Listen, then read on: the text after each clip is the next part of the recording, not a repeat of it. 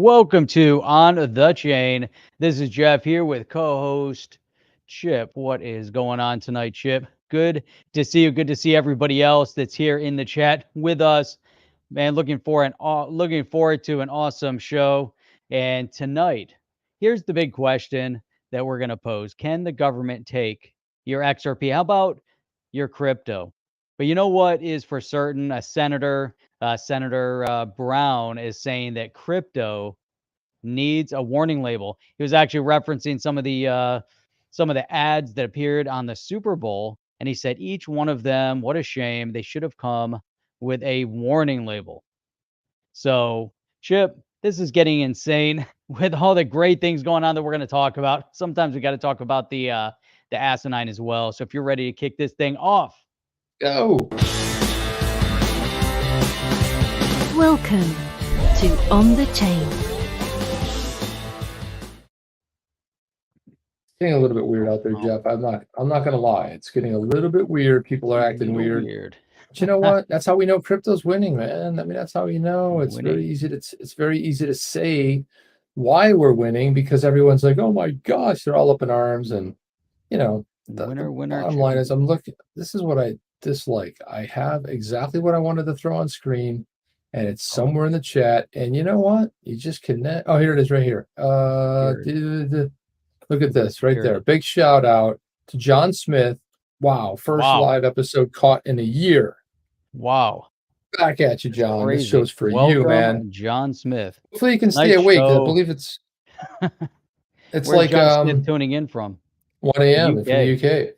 See if you can stay awake. Hopefully we don't put you to sleep, man. Hopefully it's gonna be a good ride, my man. Awake. Talk about John Smith. Yeah, it's good to see that. And look at that. K-Hud's hat laughing it up right there already, right out of the gate, which is always a good thing. Nice. Taylor, everyone, hit the like. Give a quick shout out to the members, the Down with OTC members. Appreciate you guys. And as always, custom emojis. So I know Legendary, I saw him come into the chat throwing in some custom emojis, and we've gained some new custom emojis. So we're going to create those and get those up there. I think we get another one or two. And as the support grows, so do the custom emojis, which is really pretty sweet. So yeah, if you want to toss out ideas. Yeah, toss out some ideas. That would be great. You know, if you want to see a cool custom emoji, that'd be awesome. And as always, since we never do this in the beginning, but I figured, hey, you know what? You might be brand new here and you haven't even heard anything we've said yet, but why not just hit that subscribe? Yeah, and click that notifier bell. Why wouldn't you, Jeff? I mean, why not? Give the guys a shot. It's like, hey, I don't know. That's the last time we're going to mention that in the beginning of the show. Hit the subscribe, hit the bell notifier. I'm going to set an alarm. I'm going to mention it in 10 more minutes. What do you think about that? We're going to keep mentioning it. That's right. So mention it. That's what the mention it right away. So Chip, you know where we can start, which would be really, really cool. At the beginning? At the beginning, and then we're going to finish at the end. All right. I like that. You like that? It's sound advice. So check this out, though. This was from James Filan, and this is great because he put this post up like right away, came up on Twitter, and he said, Chris Larson files a letter in which he states Ripple and Mr. Larson do not oppose unsealing the legal memos in their entirety. And what I thought was, it's just, you look at some of the great commentary here. Another example where Ripple is being transparent. This is Rob XRP. You would think that the SEC would be as honest and declare that they made a mistake in saying that XRP is a security. The SEC does not care to protect investors. But that's a big move. What say you? Say unseal all the legal memos. Yeah, I mean, it's like bring it on. I like that. Those are fighting words right there. It's like you want. And I think Rob XRP said it. It's transparency. It's like, hey, we got nothing to hide. How about you? Huh? Anything? Bring it. I think it's fine. I think it's great. Well, what happens is they release these documents. They redact it. It's like, what's the point? All this privilege and this and that. Just like, show us the goods. Can we see it or not? Redacting. What would be really cool is that they should say, here you go. Here's a document. We wrote it in invisible ink. So good luck. See You can if put it in figure out how to blacklight. encrypt it. You can hold it up to the blacklight, and you're gonna find everything that we wrote, but maybe not because it's in invisible ink, which is really cool. Yeah, it'd be cool if they did. You remember that? Like you're a kid, you wrote those pens. You had like the little black light to be able to see it. But then if you turned it ever so slightly to the light, you could actually read it anyway because it would be shiny. Yeah, and I think you can still do that if you write in lemon juice. If you I take think lemon that's juice and true. write, Yeah, and then what did you used to have to do to I think flame you had over it or to something? get What did you have to do? From flame, or underneath? you heat it up Underneath? next to a light bulb or something. Not an LED light bulb because that's not gonna get warm enough. One of the old-fashioned, screw it in, glass, heat up where you touched it. It was like 1,000 degrees, Yeah. type light bulb. I think that or maybe a lighter, but, all that good stuff. Yeah, some of This is those bulbs science get pretty science hot. 101. That's right. They get pretty hot. I mean, you can actually we So have here's one where a there's like candle wax and it melts. It's just all it is, a little lamp with a little bit of wax, and it melts it, and it's like kind of like a candle, but get the smell of it, not the somebody whole. hey, someone said, a lemon tree emoji. I Now I like can't that. find that comment. A lemon there it tree is. emoji makes a lot of sense, Jeff. If you're going to be down with Hands OTC, loaded. Hands loaded said, a Hans, of lemon course. tree emoji. I think a lemon tree emoji would be key. It's gonna have to be. It's so small. It's gonna have to be reduced a lemon. little bit. It's gonna have to be like maybe just a lemon. I think we That's just put a it. lemon up there. That's like We'll just that'll put be up the a lemon lemon. tree That'll be the lemon tree. because we're talking Maybe about like 30. one green leaf and one lemon. No, you're not gonna see the It's leaf. like 32 pixels, Jeff. It's like you can't. You don't have a lot to go If you with. do that, could you put a lemon with a little tiny green leaf on it, or would just look funny? It'd be like, why is that lemon wearing a hat? It might look a little odd. I mean, it could be weird. We're just gonna have to mess with it and see how it comes out. I don't know. We're gonna have to just. And then play with it a little Legendary bit. saying, I'd love to see a Gary custom emoji. I don't really think that, man. I think I was telling Jeff tonight. I was like, this Gensler thing's getting a little bit over. We're just too much with the Gensler already. It's like he's getting too much airtime in OTC. Way too much airtime. Goof on him all the time, but that's part of the fun. It's part of the fun. So one day we'll invite him on the show. Yeah, good luck with that, Jeff. Hey, yeah, come on the show where we punch you in the face and the nose, every night like a clown. Am I funny like a clown? Yes, you are. You are a clown. So I don't know if that's going to be good. Oh my God, that's great.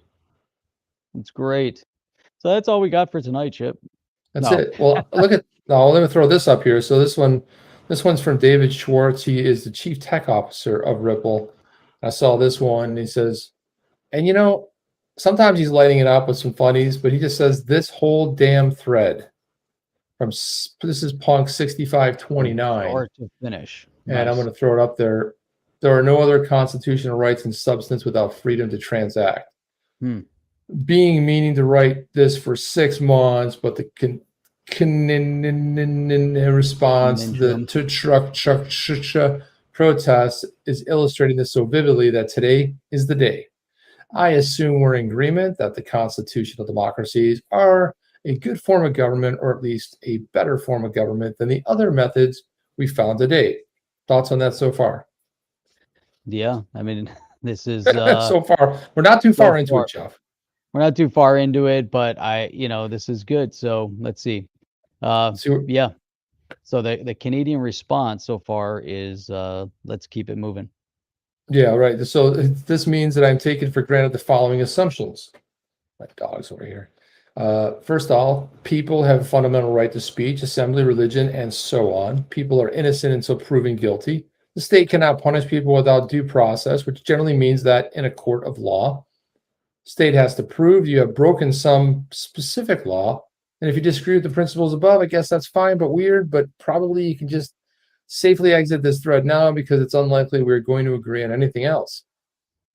5, people who know me in real life, which is off chain, not like on the chain, Jeff. That's right. Can't use on the chain because he's off chain.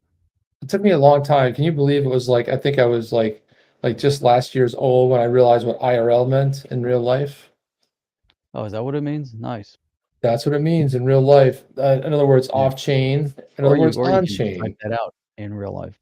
In real life, and that's what it is. IRL. So I used to see Timcast IRL, and I was, what the hell does that mean? And it says, so people who know me in real life know that I've been harassing them for years that without the freedom to transact, you have no other constitutional rights. And mostly they look at me strangely, and I look at them strange because it seems so obvious to me. Freedom of speech might require such activities like a website, a pamphlet. Jeff, do they have pamphlets anymore? Do I have what? I have pamphlets. I almost forgot how to say the word pamphlet. A website, a pamphlet. Are those print things that are made out of paper? You don't know. When was the time you saw that word pamphlet? Or a bifold? A bifold, a trifold. But when was the last time you saw the word, like you actually said the word pamphlet? I don't even think it's like it's from a bygone era, right? Can I buy a vowel for that pamphlet, please? Yeah, a pamphlet, an advertisement, paying a graphic designer, traveling to a different location. So I don't know what that has to do with freedom of speech, or it requires that activity, but okay. Because you need pamphlets to hand out your word. You need a website to make sure everyone knows where you're going to be speaking your word. You got to pay for ads on Google to make sure you get more people there, and then you're going to pay the graphic designer to print up your pamphlets, and then you got to drive to wherever you're going. Freedom of speech is whatever you want to say, however you want to say it, whatever you want to say it. That's the guarantee you have. At least the U.S. Constitution. I don't know other constitutions. Well, let's just go with it. Traveling to a different location, all of which costs money.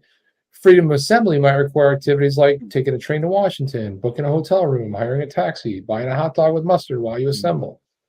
Okay, but those are things that get you there. Right. That has nothing to do with the freedom of assembly. And I know it's in the Canadian Constitution as well, that they have the freedom to demonstrate, as long as the key word here is peacefully. So far, it's been peaceful. As long as you're buying a hot dog. Except when Jeff, don't you think it's find it weird that all of a sudden in one day they arrested like 10 people, like in the span of like 20 minutes, that all were carrying weapons? That doesn't sound odd, right? It doesn't sound like a setup at all, does it? When it's been peaceful for days and weeks. Yeah, what kind of? They were carrying extra spicy mustard for their hot dogs. Something like that. All those cost money. Freedom of religion might require activities like renting a space for a facility, paying the salaries of religious officials, buying food and consumables, all of which cost money. I can go on and on with points clear. Exercise of rights costs money. I don't necessarily 100% buy in with that. It can, but it doesn't always. I can go assemble on the street corner and it cost me anything. You just go out there and start yelling at people. Historically, the risk, it's kind of crazy town, but you could do it. Historically, the risk of financial censorship has been much lower because of literally the whole world of human history until approximately 2001, mostly uncontroversial, that people could have decentralized non-custodial mediums of exchange. Believe that. Hundreds of thousands of years, humans used commodity money, from cowrie shells to gold, and then in the last few hundred years, we've had various forms of cash-based instruments as well. All these are non-custodial, decentralized, and not KYC'd, otherwise know your customer. Hey, that's a good point. You think about... That is a good point, Jeff. Does cash pass the KYC AML test? Not at all. That's why they want to go digital, Jeff. You've been paying attention. That's why they want to go digital. Control. All these are not... Yeah, you can over the last 20... KYC your digital money. And then you can program said money so that when someone else has it, then you can easily shut them down. You don't even have to shut down their bank account. Just shut down every access. And then turn it off, Jeff. Turn it off. Turn off. Over the last 20 years, institutional environment shifted to a posture that's non-custodial money is default suspicious. Central banks who want the death of cash, check. Patriot Act and derivatives thereof, check. Geopolitical pressure points via the banking system, check. But 6529, the goal is preventing money laundering, stopping terrorism, and reducing tax evasion. I agree that these are A, the stated goals, and B, an actual subset of the actual goals. I'm also against money laundering, terrorism, and tax evasion.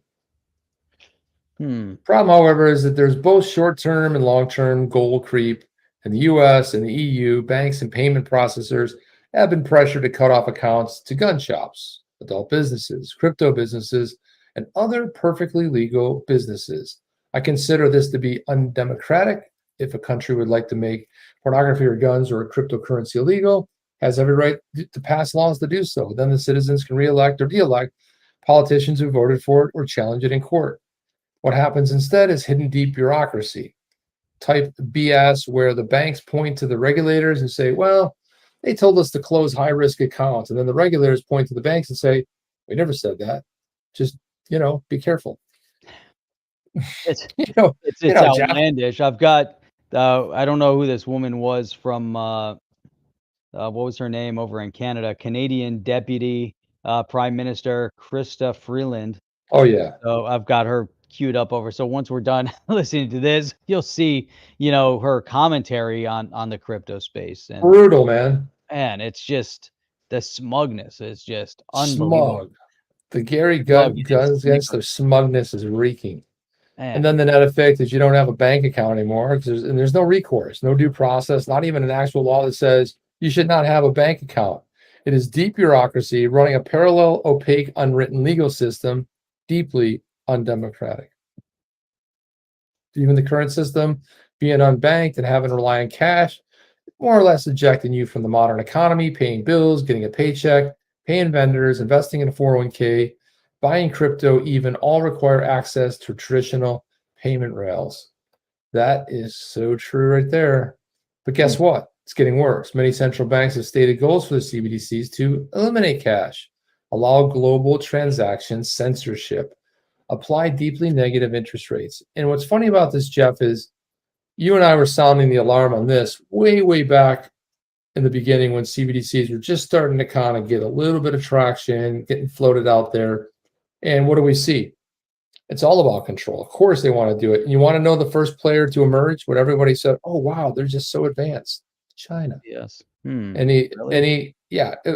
It's not because they're advanced, because they're the first ones to lock down everything, right? They want to lock it all down. And I think this is so far pretty spot on. A system of this kind would be the most powerful system of a centralized control the world has ever known. That's why you got to be really careful to read between the lines. You gotta be very vigilant, and then you have to see what's happening, see what they say, and also see how they backdoor some of these things in. So if you look at like the Patriot Act, maybe in the beginning the Patriot Act was very reactionary, right? So they said, well, we need the Patriot Act. We need to be able to observe what people are saying, because there's a possibility that they might be planning, future terrorist related. So, Jeff, are you suggesting a false flag would then have some sort of legislation drawn up for it to eliminate or counter some false flag? Yeah, so it goes back to this. I reference this book a lot called Demophrenia, written by Paul Eidelberg, and he coined that term demophrenia. It's the schizophrenic nature of a democracy, which is at some point you are willing to sacrifice your freedoms for some future unknown threat that may or may not happen, but you're basing that off of something that happened in the past. So you suffered. Now you say, well, we don't want to suffer again. So why don't we sacrifice freedom, our freedoms? We're willing to gladly give those up, like with the Patriot Act, for instance, which was taken a few steps too far. But you say, hey, you can listen in whenever you want. You can do whatever, and it gave them some liberty. So here in this scenario, same thing. They're declaring, which is crazy. They're declaring this emergency situation up in Canada, and yet now they're all of a sudden cramming through crypto legislation similar to what they tried to do in the infrastructure bill. Well, let's just pack it in. No one's going to notice. And here, the smugness with which they do it is just, it's unbelievable. But people have to be very, very cognizant of how this happens. So we're watching it firsthand in real time, up in Canada right now. And that's crazy. It's outlandish. Let me throw this up there because this one, this is supposedly attributed to Ben Franklin, but I've also heard that maybe not. But those who would give up essential liberty to purchase a little temporary freedom deserve neither liberty nor safety. And that's, I don't know, it's that quote's been around for a long time, but it's absolutely spot on. It's the whole thing of demophrenia. The people are willing to do it. And guess what? We just saw that happen recently. It's like, well, if you just do this, and then if you just do this, don't worry, you're going to get your freedom back. But then you got to do this, this, and this, right? That's how it works, Jeff. Exactly. Now, you could already see, you've probably seen this clip. I'm sure everyone saw this. but I'm not sure if let's see if the audio plays loud enough. Let's see. So you're confirming that accounts have Nope. been frozen, both personal and corporate. Okay, so saying you're confirming that accounts have been frozen, both personal and corporate, right? So she's asking her a question, and she's laughing. Laughing. This is the Deputy Prime Minister of Canada laughing about it. But you're not Right. releasing the information. And the actual follow-up is, I'm just wondering whether the bank accounts will be targeted of individuals who donated to the Give, Send, Go and the GoFundMe campaigns. Are they considered designated people under the emergency? Before she answers, say what, because it's really low. Can you hear it? I can, but you should. It's really hard to hear. Man, You just want to repeat what the reporter asked her. Yeah. So here, let's go back. Just play what she said, because it's really So hard she's to talking hear. about the GoFundMe campaigns, you know. Right. Designated people under the emergency. So she's wondering if the GoFundMe campaigns are designated as people under this Emergency Act. Meaning that their credit cards could be cut. So they want to cut their credit card, cut their payment processing. And financial services are targeting them as well. Okay, so the names of both individuals. I don't know, Jeff. It's so low.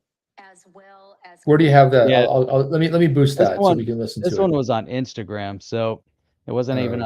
I'm sure it's out there on Twitter somewhere. We'll find it. Wait, what's her name? I'll just get it right now. What's her name? Is she the Deputy Prime Minister? That's what I believe, but XRP Jude. Space Speedboat said she's the Prime Minister, not not Treudau. She's the one behind the. She's the person behind the curtain. Dual Citizen said volume is fine, so maybe it's just on our end. I don't. If people can hear it fine, then we're good. Everyone can hear it. Everyone's saying it's good. So let's Okay, I have play it a here little bit. too, but Crypto wallets have been shared by the RCMP with financial institutions, and accounts have been frozen, and more accounts will be frozen. Crowdfunding platforms and payment service providers have I know what started you're the saying. registration process with FinTrack. In terms of the specifics on whose accounts are being frozen, you now have the regulations. The financial service providers have those regulations as well, and they, working with law enforcement, will be making the operational decisions. Now, Chib, so here they're making these decisions. I have no clue what saying she said, Jeff. crypto- I'll be honest with you. They're I locking hear if I up hear it. crypto. You can't hear. I don't know what the hell she Everybody else said. I have no clue. I couldn't hear it, man. It was just like really. But anyhow, so the idea is that they're making these operational decisions to freeze accounts on people, right? So if they're freezing accounts, Oh, hang on a second. this factors right into it. Oh, it's even better than that, Jeff. So part of this act that they passed, this Emergencies Act that they passed, allows a reviewer to actually go in there and choose whether they believe. Let's suppose somebody says, I like clowns. If they disagree with the fact that they like clowns, they can freeze their bank account and seize their assets. And the reviewer, there's no blowback on the reviewer, and the reviewer just skates free.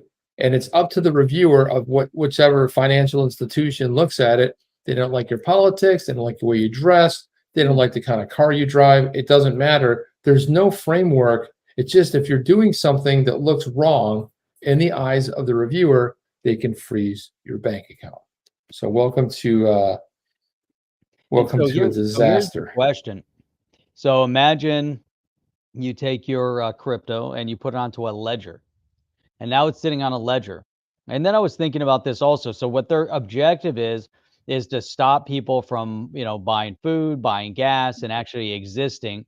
One of the truckers was saying that he had to get feed for his cattle, and he went to buy the feed, and his bank accounts were shut off. His credit cards were done. So he wasn't able to buy feed. So what crime are they accusing him of? So now they can just take a random citizen, like you were saying, on who knows what, and he hasn't been arrested. He hasn't been charged with a crime, yet they're going to go and just shut people's access to money off. And there was zero court involvement. And here we are. This is Canada, up in Canada. And so, as we kind of extrapolate from this, what else can happen? Because they're going after the crypto. And now if they're going to try to pass regulation on this, it's beyond just fiat, it's beyond everything else, because once this is in place, can they remove it? How do they pull this back?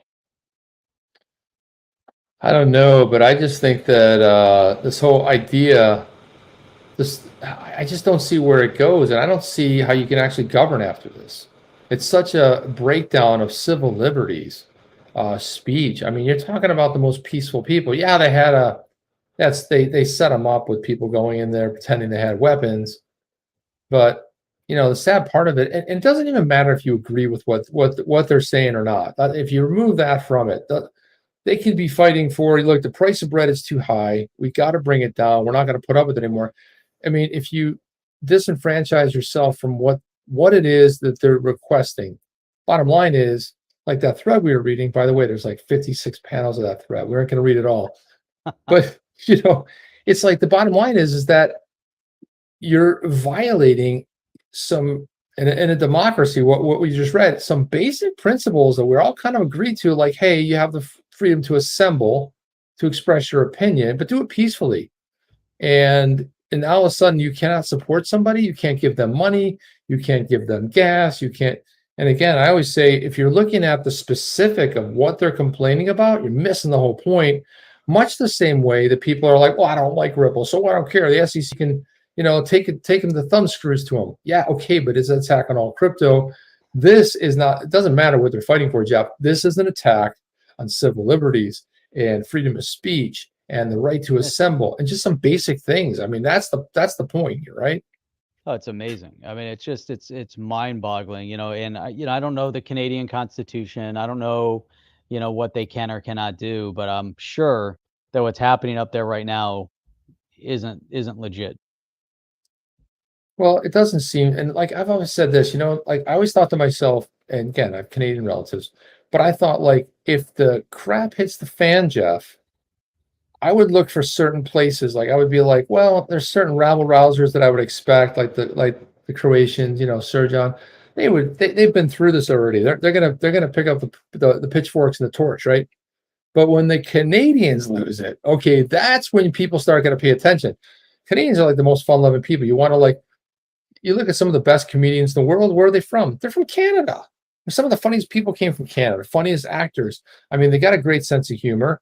They're great people. They have this massive land mass. And how many Canadians are there, Jeff? It's a very small amount. There's like 30 million, I think. 30 million, maybe. Yeah. And this is the way you're going. This is the a massive amount of land. But it's like, and then meanwhile in the UK you get something like 54 million, and they're just on an island. Yeah, you know what I found?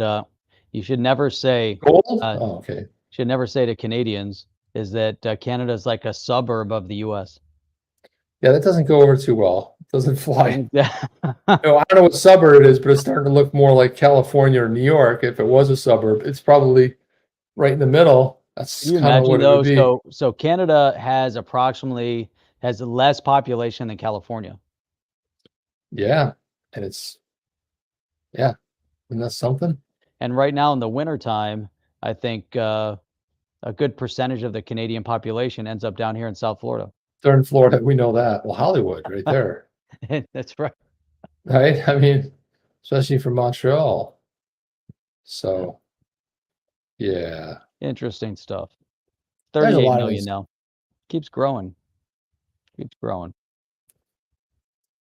Look at this. So what else we got? I want to show this one here. That's a little bit silly, but right on. This is one of my, here we go here. Let's do the share. This is Catturd. He says, reminder, this little rich kid, serial blackface wearing racist lunatic has turned Canada into North Korea. There he is. There he is. That's JT right there. What in the world? There's nothing crazy about that. No, nothing weird at all. Seems on the up and up to me, man. And then in other news, and this one kind of caught me by, well, I don't want to say by surprise, because it doesn't surprise me. but in a way, it just kind of felt like it came out of nowhere. But look at this. Official. Ukraine makes Bitcoin a crypto legal in the country. Interesting timing. Right? Jeez, I wonder. Very That's interesting timing. Huh. So Ukraine and Russia talking about some normalization of cryptocurrency. Yeah, and then I think this is a good one to play too. This is John Deaton. I saw a lot of people had a good commentary on this video, but I thought John Deaton's was really probably one of the more notable ones because. But I want to go ahead and let me. Oh gosh, dude, why do we always have to stop playing it and reshare it, Jeff? I just don't understand it. It seems like so much to do. But anyway, so Crypto Eddie put this out, and you guys know her and love her. She has her own channel. So this is it right here. But Charlie Munger has officially lost his mind. So have you seen this clip yet? No, I didn't see it. So you know Charlie Munger, he's from Warren Buffett's company. What's the name of that company? Isn't he over there with, isn't that Charlie? Is that what I'm thinking about? Berkowitz Hathaway? Say, is it with Berkshire? Berkowitz, Berkshire. Berkshire, whatever. So this is Charlie. This is Charlie Munger, and Crypto Eddie says I'm not clever enough to comment on this. Well, let's listen to this, and hopefully this is see how clever he is. Follow up. Then this comes from Micah Misek, who asks, Mr. Munger, you've been warning of the evils of cryptocurrency in the past. How do you feel about the Federal Reserve preparing to launch a central bank digital currency? Do you think that this will be beneficial or harmful to the strength and resilience of our markets? No, the Federal Reserve could have a currency if they want one. That would be just we've got a digital currency already. It's called a bank account. The banks are all integrated with the Federal Reserve System. We already have a digital currency. How about that, Jeff? Wow. Yeah, well, he's not 100% wrong about that, but he is. Well, he's I wrong. guess our money does exist in ones and zeros in the banking space. Right. However, in theory, his theory's off though. But you're right. You just run on the banks. All that money's not coming back in banknotes. You're right about that. But I don't think that's the way he's framing it though. He's like, there's no reason to move into crypto because the Federal Reserve, third party, never been audited. A senator came out today and said that the Fed should put Bitcoin on their balance sheet. And I'm like, well, how do we know it's not on their balance sheet? Anybody seen their balance sheet lately? Anybody audited the Fed since 1913? Nope. In over 100 years, never been one audit. So John Deaton said. So the last time when they audited, did they have Bitcoin back then? Well, no. We're talking about 1913, not 2013. 1913. That's what I say, 1913? Yeah, no, you did. Yeah, okay. I said that right. 100 years prior to. Deaton said, look, that's not clever, but Father Time never loses. He takes out all of us at some point, whether it's Michael Jordan, Muhammad Ali, or Charlie Munger. I'm like, at some point, it's going to take us out too, Jeff. You just be like, choking on your own, and your tongue. We already have a digital system, Jeff. It reminds me of somebody else. Somebody else, there he is. Yep, we already have it. It's all good, Jeff. So we already have it. He probably doesn't understand the dynamics of crypto. Look, he's done very well. I mean, he's done extremely well. You can't take away, but it's like, come on. He's going to sit there and bash something that he doesn't understand, and he's going to try to use previous. He's got a ton of experience, and he's seen a lot of things happen in his lifetime, in the stock market and in finance. So he can take all that experience and say, well, this thing is going to die, a fast death or a slow death, and we don't need it because we've already got digital currency. But, maybe he said that, before, however banks were communicating. Maybe they're communicating via the telegraph. We don't need that telephone. We already have a telegraph. Yeah, see? Yeah, see? XRP Speedboat says, did you see him snap that fly? Kind of look like a little frog. A little frog look to him, right? Right? What's this one here? Jim D said the Fed should be broken up under anti-monopoly and RICO laws. Agree with that. Well, forget about that. It's just like, first of all, why do we build a system on debt? You know, like a buddy of mine always says, he says, well, I still don't get that crypto is not backed by anything. I'm like, well, dude, now they're backed by? It used to be backed by gold before 1971. Backed by military might. Evil carrot. Munger was there when they invented bronze. Look, these jokes are funny. Just like Bukele, like, hey, boomer. Hey, they're all funny until all of a sudden it starts God. resembling, us at some point, in a couple of years. Like, what the hell? Jesus. That's probably true. Oh, yeah. We can't have the cotton gin. We don't need movable type. We have we have monks that write the books out by hand. What do we do that for? Oh my God. We have a system. Charlie Munger is an old granddad who says, how do you turn on this DVD newfangled tech? No, granddad, we stream these days, no DVD. Stream? My doctors say I have a weak stream. How about this DVD remote? Yeah, what a clever bunch, huh, Jeff? Oh my God. Well, he's probably struggling and trying to figure out his phone. Like, how do I get this thing figured out? How do I make a phone call? Yeah, Kryptonite says he probably invested in the invention of sliced bread. Sliced bread, who needs it? It's ridiculous. Jeff, listen, there's probably one thing, something that came out today, thanks to JamesRuleXRP, who sent this our way, but something happened today, and I think Gary Gensler probably did a little dance in his little, whatever that weird room he is always hanging out in with the fireplace. But look at this, Jeff. Look at this right here. Yeah, check this out. Look at this. The Justice Department announces the first director of National Cryptocurrency Enforcement Team. So there's another enforcement pillar that Gary Gensler is super excited about. Announced today the appointment of Young Choi to serve as the first director of the National Cryptocurrency Enforcement Team, better known as the NCET, because we need more acronyms, Jeff. That's what we're missing. We need more acronyms, and we need more enforcers. We need Mr. more Choi's, enforcement agencies. Yeah, like we need another hold head. He's a seasoned prosecutor, perfect for the prosecutorial aspect of this. A decade of experience with the department. Most recently served as senior counsel to Deputy Attorney General. She will assume her duties in full time, effective today. And then there's a whole bunch of nonsense, followed by more nonsense, followed by history, followed by not sure who cares. There you go. By history. Look at that. MIT. Oh no, Harvard. Harvard.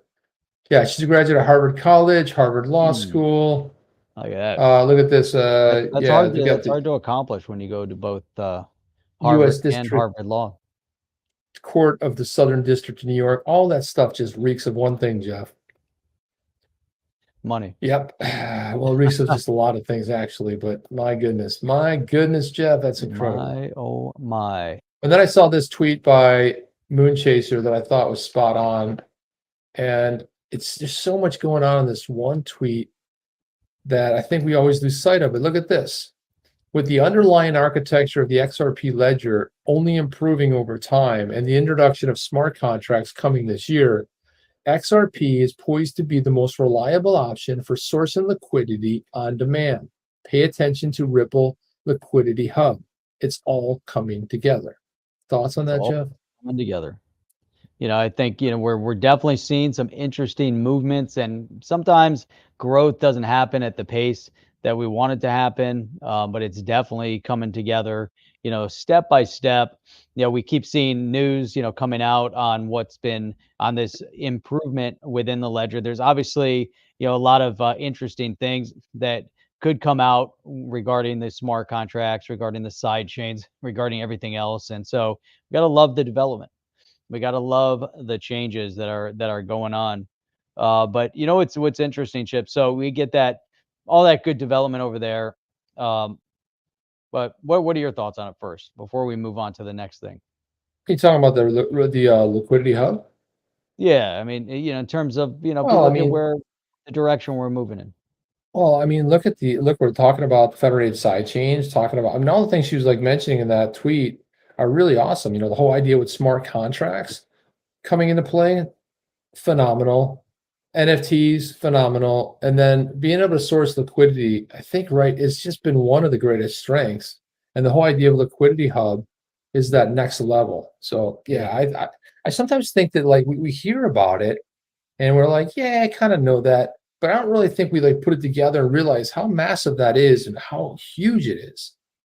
They're just like, well, whatever. What's the price today? Did it moon today? 80 cents. By the way, Jeff, do we need a 589 emoji? Just asking for a friend. Oh yeah, that'd be a kind of a cool emoji too, next to the lemon tree. 589, baby. 589. We'll throw that in there too. 589 lemon tree. But so check this out. So this is, big business right now, Chip, is moving into the metaverse. And it looks like they're coming in big, not just Meta, which is losing lots of money. But we're seeing JP Morgan is moving in. And so actually, Jamie Dimon has also made some statements on what he thinks the value of the metaverse is going to be. He thinks it's going to be pretty massive. So that's why they're making a big play. But I like John Deaton. He's basically saying the metaverse just got a lot less attractive to me. And basically, if we go in, JP Morgan, the largest bank in the US, and I think we talked about this the other day, has become the first bank ever to enter the metaverse. The bank has purchased a lounge in Decentraland. Does anybody care? Does anybody want to go to a bank relevant? in the metaverse, Jeff? I mean, listen, I'm cool with that, but I only go to my bank because like you have to. Because what I love about my bank is everything's on my phone. It's like great, you remember you have to go deposit a check, just scan it now. You don't have to. So it's not like you really want to go there. But if you're hanging out in the metaverse, and you remember the one writer, he wrote that whole article. He said, I went to the metaverse, I went to a rave. There's nothing to do there, but you're wrong because now you can do your bank in there. So that's one of the things you can do in the metaverse. You can buy Nike shoes for your feet in the metaverse, and you can pay for them. First, you got to go to the Metaverse ATM and take out Metaverse dollars to go to the Metaverse Nike store and wait in line to shop. And you stand behind other people's avatars while they too are buying. And after you waited in line at the ATM, or you were in the lounge waiting to talk to a JP Morgan person in line as an avatar. And Jeff, and you get up there and be like, okay, listen, I've been waiting in line for a long time. I'm really excited about it. They'll be like, are you an accredited investor? Exactly. I've been waiting in a queue in a fake world for 25 minutes. I'm sorry, we only talk to accredited investors. Bing. Goodbye. See you later, sucker. And it's not like you can walk out. It's just like all of a sudden you're on the outside of the bank. They just this is ridiculous. Shut the door in your face. You close the door on me. It's not even real. It's like, and see, I want Jeff, the thing is about the metaverse, I want superpowers. I want to be able to fly in the metaverse. I want to be able to be like pass through like walls in the metaverse, just to kind of like slip back in around there, go through a vault, take a few boxes of clarity, bring them back to the real world. That's all possible. Yeah. Look at Hogan here. Jeremy Hogan crushes it. This is the whole Jimmy Filan tweet here about Mr. Larson not opposing the unsealing of the legal memos. He said, if it's all coming out, let it all come out. The full Monty, baby. And then he wrote this underneath. What happens next? The judge will do a quick order to the clerk to unseal the exhibits because it's after 7 p.m. court time. This will probably happen tomorrow. I don't think we'll see anything tonight. That was an hour ago. So, wow. I love that. The full Monty, Jeff. That's it. Full transparency, full nakedness. Hanging out there for all to see. Put it all out there. Throw it all out there. Why are we waiting? Check out Crypto Night. Puts on VR glasses, goes to the bank. They say my virtual currency's been banned by virtual Treudau. Punch him, go to virtual jail. Gosh, in your meta universe, turn your goggles out. You cannot. I want to turn them off. You're prohibited from turning them off. You can't turn them off or take them off. There you go. Can you imagine you can't take them off, Jeff? XRP Speedboat, bitch about the metaverse, yet you're here with OTC. we're in the metaverse hanging out with OTC in the metaverse. So now you imagine you could you're in the metaverse and you walk into kind of an auditorium, and there we are as our avatars doing the show in an auditorium as avatars. And you look out into the audience and see everybody else's avatars, and then we're kind of sitting there looking at a computer, just like we are now, except a lot more complex because we probably have to wait in traffic, probably have to walk to this place and take a lot of extra time that we don't want to do. And here, just go online and everybody's having fun. You know, it's funny, Jeff. I just found that I just found a better version of that Prime Minister Chrystia Freeland. Oh, good. So here's a question for you, Chip. Do Metaverse bank transfers take 3 days also? Well, that's because it depends. Are we getting? Is it if it stays in the Metaverse, it should be instantaneous. But if it's in real world, that could be an issue. What about the funding of liquidity? It might be just incredibly awesome in the Metaverse, I would think. Yeah, sweet. Yeah, Eleanor Terret put up a tweet here, Jeff. She's wondering where it is. You know, put the old. Oh, here it is, right here. Get it? What do you got? There it is. What have you got? This is her right here. She's waiting for the memos to be unsealed. Just sitting there waiting. That's what we're all doing right there. Hey, is Jeff, that one of the Little Rascals? It is. I was going to ask you, know who that is? I don't remember which one that. Spanky. Can't remember their names. Spanky. Spanky. Dude, that was one of the greatest shows ever. It really was. I mean, it was bizarre the way they let those kids. Alpha. I mean, even for its time. I mean, for the 40s, whatever that was. It's no Three Stooges, but it's pretty damn good. It's fun to watch, good. Especially when you get older. But yeah, she's just waiting for something to happen there. I mean, you know, just waiting for it to happen, Jeff. It's going to come out eventually. Here's another great tweet that I wanted to highlight here. This one is from. Oh, that's not the. Whoa, here we go. This is another John Deaton one. Another Johnny Deaton. John E. Deaton. Johnny. So this one from Mr. Whale, he says he was making the comment just in. Federal Reserve President Loretta Mester says cross-border payments are one of the most prominent applications for a CBDC. And John Deaton said, many people believe Ripple should not have focused on cross-border payments and instead focused on smart contracts. Now imagine if the lawsuit had not been filed where adoption of XRP could be. Wait. Digital asset buy, which is DAI.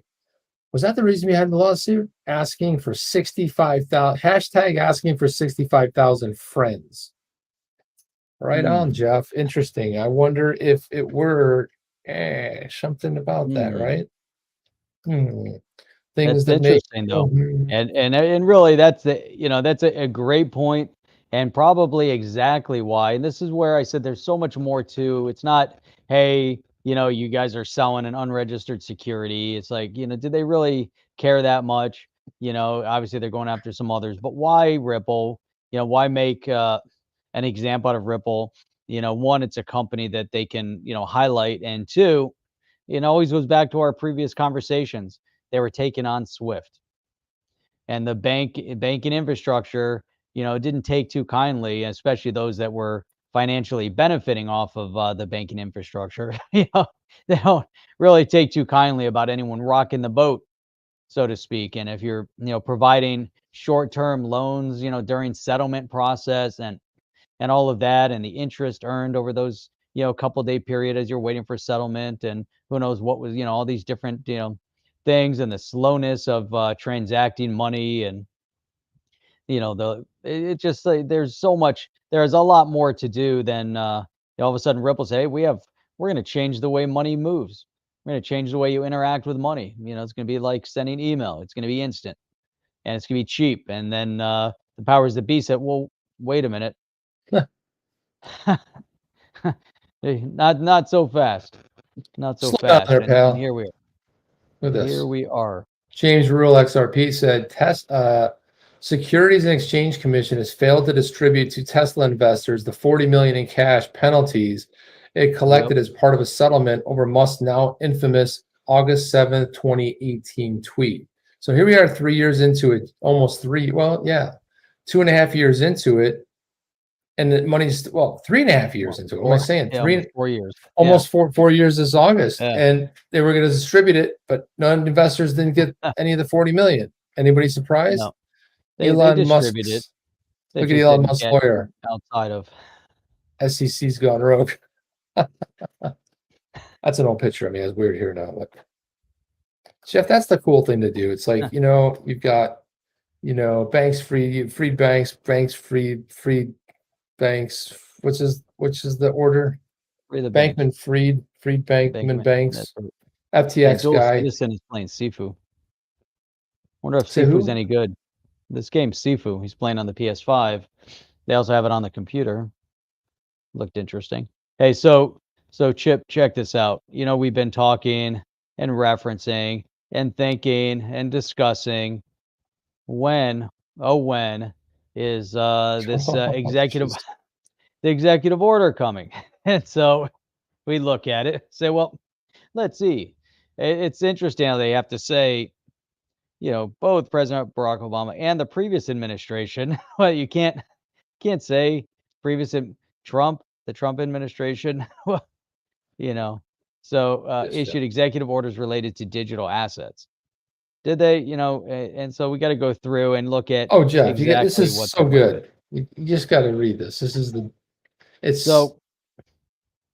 it's crazy, right? So the White House will reportedly be issuing an executive order as early as next week, directing government. So here's the thing. They're going to directing government agencies to study. Let's highlight study different aspects of the digital asset space with the goal of creating a comprehensive regulatory framework. So are they going to create a comprehensive regulatory framework, or are they passing an executive order so they can study with the intent that at some future date they can then create a comprehensive regulatory framework? Well, no, what they're doing here, Jeff, is something it's very obvious, but what they're doing, so they issue an executive order. The executive order says the CFTC, along with the SEC, guys, get together and figure out the framework. Sorry, I hate to tell you, but this has nothing to do with the agencies. The agencies only can enforce what Congress passes. This is Correct. Congress. This is the job of Congress. And so what they want to come out of this is, hey, we should do this. We should have tons of enforcement pillars, says Gary Gensler, and CFTC says, oh, we agree. And then they go and say, well, let's make this into a bill. And then they pass, and then they try to pass. You see what I'm saying? They're taking the backdoor approach to legislation. And this is such a failure before it even started, which is why I believe this was delayed, which is why all this other nonsense is going on. But this is DOA, Jeff, dead on arrival. They got nothing. It's not the agency's responsibility to craft legislation. Exactly. They don't do legislation. Well, thank God this has got no teeth so far based on what they're reporting, because it could get a heck of a lot worse, and then it could disrupt, and then it'll be tied up in courts, and then the courts will come out and say, well, that executive order was illegal, and, you know, now we got to undo it, but now people would have had to adhere to it, you know, until the lawsuits are settled. It's like a whole mess could ensue. But here you see, look, would provide an evaluation on the infrastructure needed for the U.S. to support a digital dollar. So they obviously want to look at that. Yeah, they want to reportedly plan to issue a report to the U.S. President or a distributed ledger technology within 180 days, with an update expected on its environmental impact in 545 days. Interesting. The whole thing is, you know, I mean, it could be a lot worse, you know, as you go through it. So, you know, so far, you know, we can say, Just remember, Jeff. Remember one thing: when Clayton dropped that lawsuit, one of the things that you and I talked about is it might be the fastest way to legislation than we've ever thought about, and it still looks like it potentially could be that something we get a ruling out of this whole thing, and a lot faster than government in Congress is going to act. And now they're going to do this. This is just nonsense. Yeah, and you know, then they try to reference it. And obviously, we remember in 2018, Trump issued an executive order banning U.S. residents from engaging in transactions of any digital currency, digital coin, or digital token released by the Venezuela government. That's when they tried to release, what was it called, the Petro or something like that. And oh, there it is. It says it right there, the Petro token, which was also, and that was not anywhere near decentralized because it was a fraud. And they didn't want to buy it in Venezuela, it turns out. It just kind of died out real quick, and then they tried to get all sorts of countries to pay with it, and they were going to give them discounted gas. It was such a disaster. I mean, oh my God. It's horrendous. So K HUD says, I hate government. I hate hypocrites. hypocrite politicians and everything that controls us. And I think, K-Head, you are not alone. I think a lot of people feel frustrated, especially when the whole idea is a representative government. And that's why I think the DAO is a really sort of a brilliant idea. There might be some refinements to it, but the whole idea is that you don't need a representative anymore. Back, you go 200 years ago, you weren't going to send all the people from your state to go to Washington. You send a representative. You send there's two Congress, two senators from every state. You get 100, and then you've got the other. What is it? What are the other members of the House? How many is it? Because it changes based on the census, based on representation of people, and districting and all that. And that's it. They go to Washington. But now it's like we don't. With decentralization coming on so strong, I don't know that we want members of Congress. 585. There's 100. Well, total Congress. So you have 100 obviously in Senate. So there's 435 reps in the House right now. Gotcha. Yeah. So there you go. So think about that. A population of 330 million people live in the U.S. Got 535 people representing. And they're mostly representing lobbyists and their own personal gain because they go there with not a bucket to, in. And next thing you know, they walk away. They're like, man, paid her, made everyone else money. It's awesome. So it's incredible, man. And then can I put this one up? There you go. Yeah. Good. Limited time periods. Yes, we do definitely need put some term limits for sure. Both the House and the Senate. So for those outside the U.S., the Congress, they're voted in every 2 years, and Senate every 6 years. So essentially, if you're running for Congress, as soon as you get elected, you have a little bit of a hiatus. You get regulated to what you're doing over there in D.C. for a few weeks. Then you start running for Congress for Congress again, and you got the next 2 years basically spending time trying to figure out how you're going to get reelected. To hold on to it. It seems to be the going appeal there, Jeff. Listen, there's 589 in Congress. LOL. I like 589. Maybe if there was 589, we'd be much better off. I don't know.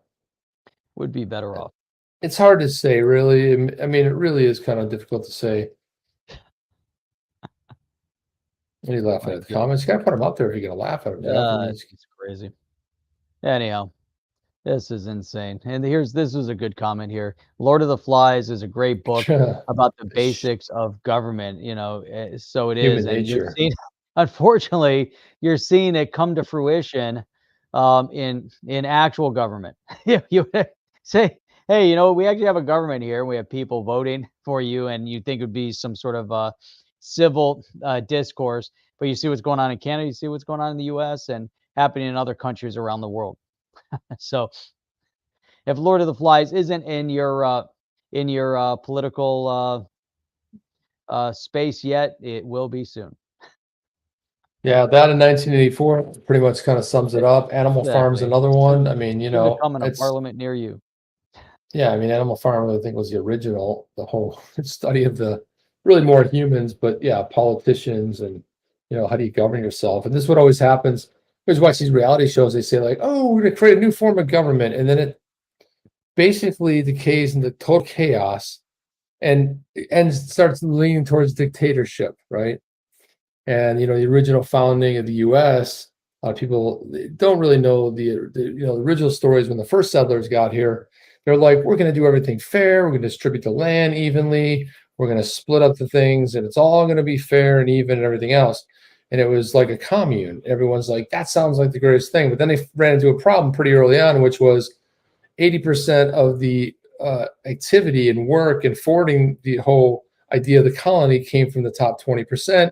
The other 80% were laying low. They were doing, the 20% were doing 80% of the work. And next thing you know, it turned into total chaos until they said, okay, you work your land. There's no more free lunch. You're not going to get stuff given to you. We're not going to. The people that are working in farming aren't going to just deliver it to your door. It's up to you. You guys want to barter? Cool, but that's it. And all of a sudden, Jeff, things started working. Colonies started being built. But that was the first real look at this whole idea of, communism, which everybody is equal and there's nobody better except for the elites. But, the whole idea is we're all the same, Jeff. Everything's going to be cool. And it doesn't really work that way. Doesn't really work that way, Jeff. About 83. I've never heard of it. Is that, maybe it's not here? Is it here in the U.S.? 1883. I don't know, Jeff. We'll look into that. But I do know this. It's about time that to get time. out of here, Jeff. It's time to get out of here, my man. Today is Wednesday. No, today is Thursday, Jeff. Come on. We're like a day behind. Today We got is 2 days off. Thursday. That's Today's right. Thursday, and that means that tomorrow it's Friday.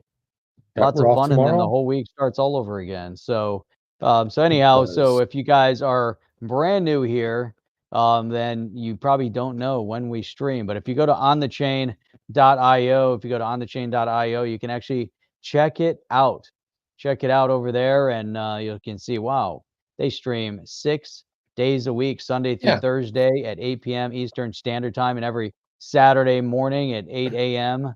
Eastern Standard Time. And if you're on the website and you want to look for some of those great interviews that we did with Tom Emmer, Congressman Tom Emmer, Warren Davidson, some of the great CEOs in the space, and we've got Eleanor at Terret, we've got a lot of great people, Alex Mashinsky. I mean, just go through all the different interviews we did, and they're really outstanding. And we have some more interviews that are going to be coming up. So we do have an interview coming up in a number of weeks with the developers and the CEO behind Ledger City. So that one should be pretty exciting. And then there's another project that we're connecting with also to talk about. So anyhow, so we got a couple good interesting interviews that will be coming up here soon. But with that, Chip, I mean, that's all I've got. Other than, what do you got? Well, I was going to go on a whole dissertation for 15 minutes, but I'm not going to do it. I'm going to hold my breath. Right. No, I've really got nothing, Jeff. That's it. The show it ended beautifully. It's a beautiful end to the week. Again, I can go on and on, but thank everybody, for your support and showing up. Look, without you guys, there really isn't an On the Chain. There's no community without you guys. Really appreciate you from the bottom of my heart and Jeff's. And, very, very grateful and thankful, man, that you guys come in here and hang with us, because it means a lot to us. That's all I got, Jeff. It does. Otherwise, we'll be hanging by ourselves. Which will be weird, Jeff. We do it a lot, though. Jeff and I talk a lot. I mean, it's like we do the shows probably we do together that are outside. Those are some good shows too, man, because we do a lot of chatting and talking. Yeah, that's a whole different show right there going on. But you guys probably can use your imaginations and see what that might look like. Right? We laugh a lot too. It's a lot goofing around. That's it. All right. So that's it. We're out of here. All we got. We'll be back on Sunday night with a little together, show but you will morning. be. That's right, guys. We'll see you on the next one. Chip and Jeff out. See you. Are you down with OTC? Please like, subscribe, and click the bell to be notified when the next video drops.